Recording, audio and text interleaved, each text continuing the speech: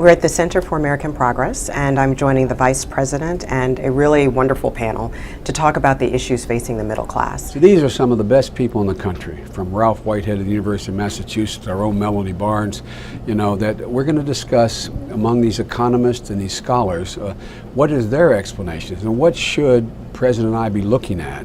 And so that's the purpose of this meeting today.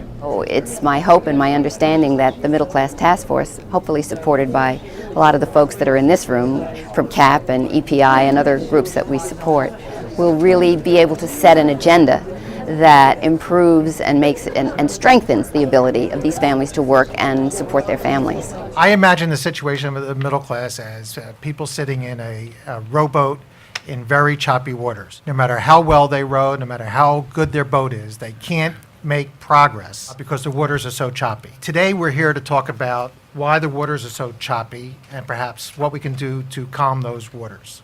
Why is it when productivity raced ahead by almost 20%, 19% at the beginning of this century, middle class folks actually lost ground?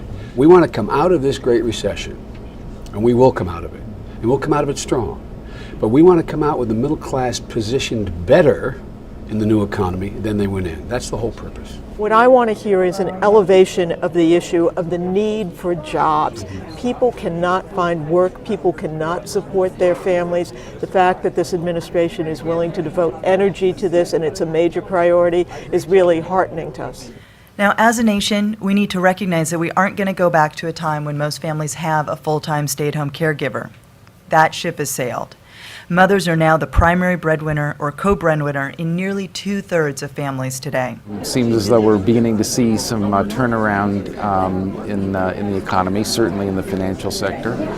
But what about the real economy? What about for people on the ground, unemployed, underemployed, or worried about their future employment? It is the difference between the struggle to get by and the struggle to get ahead. And let's make sure that as we do an economic agenda for the middle class, that it's equal parts, 50-50, economic security and economic success, because those are the two pillars of the American dream. Now we go back and we reapply it to the Middle Class Task Force. I've been tasked by the President, and I've subsequently tasked every cabinet member, is give me a list of those things that we can do now, many of which don't cost any money or policy prescriptions, that actually give the middle class more of a fighting chance.